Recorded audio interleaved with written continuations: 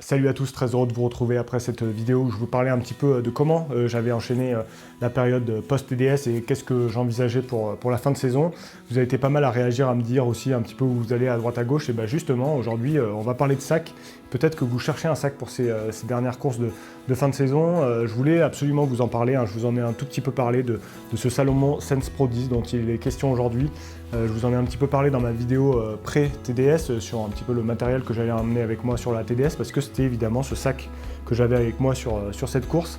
Et je voulais vous en parler parce que c'est un sac, c'est vrai que je suis un peu dans la thématique, je vous ai parlé du sac Instinct il y a quelques jours, mais je voulais vraiment vous en parler parce que c'est un sac qui est assez bizarre finalement, dans le sens où il a beaucoup de qualités, il a aussi des défauts, il est loin d'être parfait ce sac-là, et pourtant c'est le sac aujourd'hui que j'ai utilisé pour la TDS et que je vais certainement utiliser pour toutes les compétitions qui vont venir dans le futur, en tout cas à court terme, hein, jusqu'à nouvel ordre. Je vais essayer de vous expliquer un petit peu tout ça et aussi vous montrer que parfois, il ne faut pas forcément chercher le matériel parfait, le produit parfait, parce que ça c'est une quête un peu souvent infinie.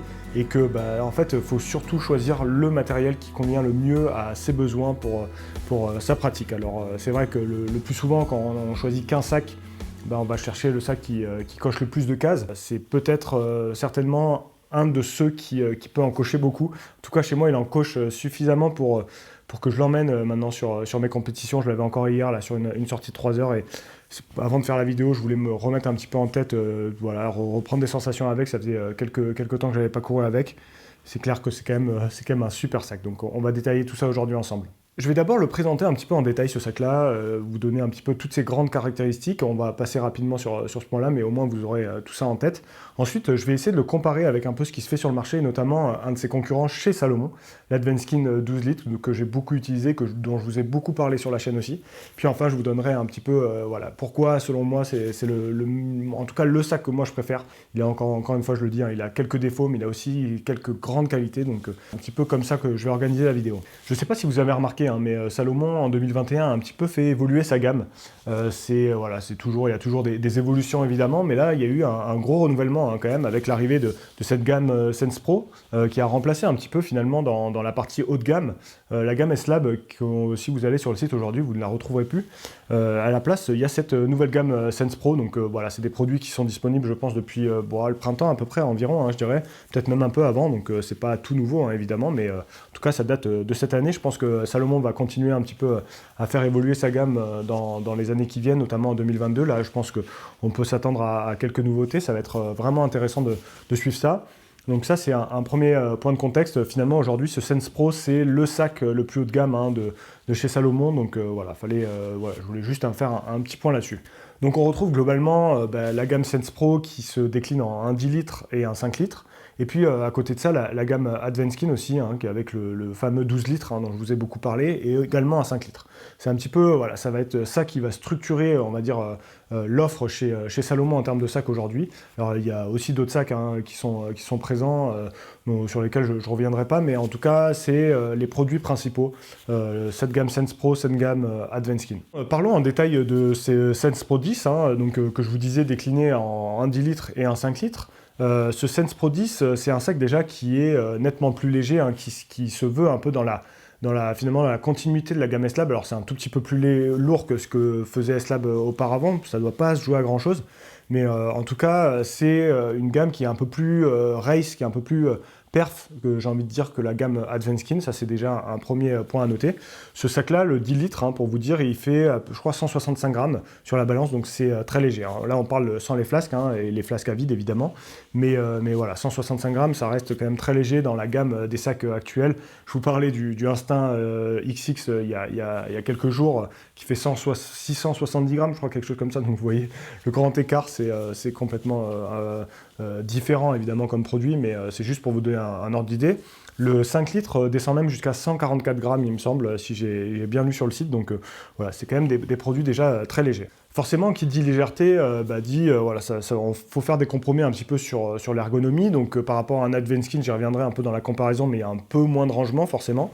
Malgré tout, il y a un petit peu les grands classiques de ce qu'on peut retrouver sur un sac, et finalement, l'ergonomie est quand même vraiment intéressante. On retrouvera derrière une grande poche centrale qui est avec un zip, hein, donc ça c'est un premier point à noter. On retrouve également une poche qui est directement contre le dos. Alors ça c'est une poche que moi j'utilise jamais, hein. Je vois certains athlètes mettre des vestes notamment directement là-dedans. Moi c'est vrai que c'est une poche que j'utilise quasiment jamais. Ensuite, on retrouve aussi la fameuse poche kangourou sur laquelle je reviendrai. Voilà, une poche kangourou assez classique aussi. Et puis sur le devant du sac, là, on retrouve bon, évidemment les deux emplacements pour les flasques. Et puis ensuite, en dessous de ces poches-là, là, on retrouve deux poches zippées de chaque côté. Et puis aussi deux poches un peu plus larges dont on a l'habitude, sur lesquelles également je reviendrai. Donc je vais un petit peu redétailler tout ça, mais il y a des choses à dire un petit peu partout. Ensuite, en termes de système de maintien, là on retrouve ce qui se faisait sur l'Advanced et c'est une vraie bonne chose, hein. Je pense qu'il soit passé sur ce système de maintien. C'est selon moi vraiment le meilleur système aujourd'hui qu'il y a sur le marché et qui était présent sur l'Advanced, ce qui faisait que j'adorais ce sac-là. Et là, ça a été également implémenté sur ce Sense Pro. C'est assez différent d'ailleurs de ce que faisait sur la gamme S-Lab et c'est d'ailleurs un des points que moi je reprochais un petit peu à la gamme S-Lab. Donc à titre personnel, quand j'ai vu qu'il y avait ce système de maintien, j'étais vraiment très content. Voilà, là on a fait un petit peu le tour de ce sac-là.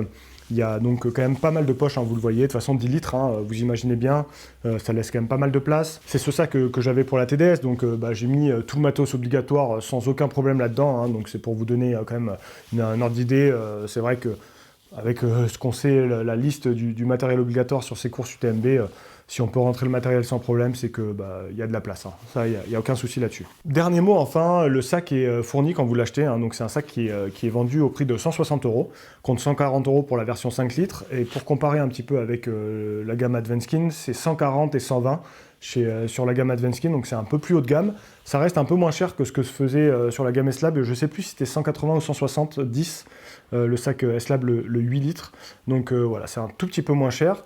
Mais ce sac est fourni avec les dernières flasques de chez Salomon, avec ce bout finalement, c'est la gamme, enfin c'est le modèle Speed, avec le bout qui est en plastique un peu renforcé, qui est vraiment bien. En tout cas moi c'est vraiment les flasques que je préfère, hein. Il y a également ces flasques-là sans ce bout-là un peu renforcé. À noter que si vous achetez individuellement les flasques, elles valent 25 € à l'unité, donc déjà vous avez 50 € quasiment de flasques avec le sac. C'est quand même, voilà, c'est aussi un avantage, hein, d'acheter un sac comme ça, c'est qu'après à côté on a des flasques enfin pour moi c'est vraiment de loin les meilleures flasques, hein, qu'il y a sur le marché. Donc, autre petit ajout, si vous voulez porter des bâtons avec ce sac-là, vous allez être obligé de prendre finalement le carquois Salomon que vous connaissez certainement, hein. Il y a évidemment de quoi l'attacher sur ce sac Sense Pro. D'ailleurs c'est la solution moi, que j'avais utilisée, hein, pendant la TDS. J'avais pris le carquois avec moi et j'avais mis les bâtons là-dedans, donc voilà, c'est un petit point à noter. Avant de rentrer dans les détails sur un petit peu pourquoi je pense que ce sac est vraiment au-dessus du lot, en tout cas il a des défauts comme j'y reviendrai, mais en tout cas il est au-dessus du lot pour la compétition selon moi.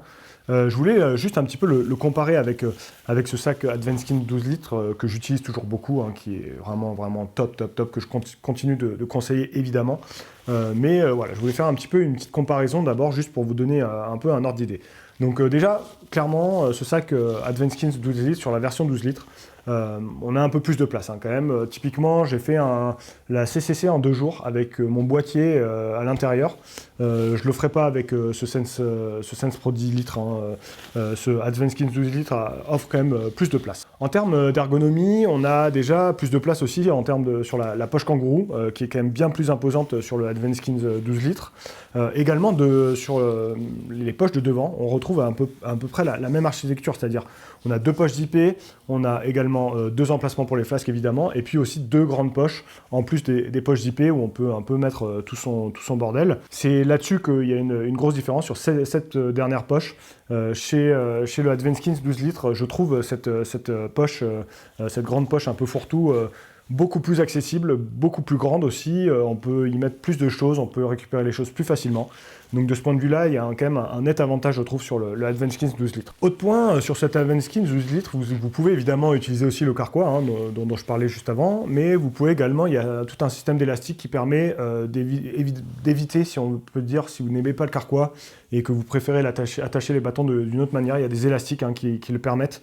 Donc c'est aussi à noter, hein, si vous n'avez pas envie de vous trimballer un carquois ou si vous n'aimez pas le carquois. Il y a cette solution en plus sur l'Advance Keys 12 litres. Avec le Sense Pro 10, vous n'aurez pas le choix de récupérer le carquois si vous voulez porter des bâtons. A contrario, l'Advance Keys 12 litres est un sac qui est un peu plus lourd, hein, que même beaucoup plus lourd, je dirais, que le Sense Pro 10. Forcément, un peu plus de capacité pour mettre des choses dedans.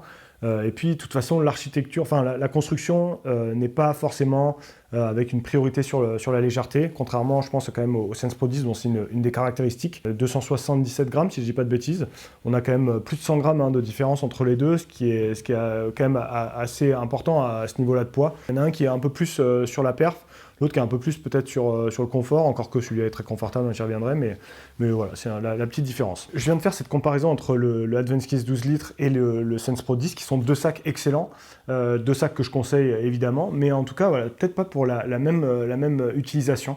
Et finalement, j'ai quand même noté pas mal de qualités qu'il y a sur le Advance Keys 12 litres, qui sont un peu moins présentes sur ce Sense Pro, et finalement c'est celui-là que je vais utiliser en compétition. Juste pour faire un tour des grosses qualités de ce sac, déjà j'en parlais, hein, le système de maintien qui est juste incroyable sur cette gamme Sense Pro, je trouve. Vous pouvez remplir le sac à mort, ça va pas bouger du tout en descente, ça c'est un vrai gros plus. Enfin, des courses comme l'UTMB, la TDS, etc.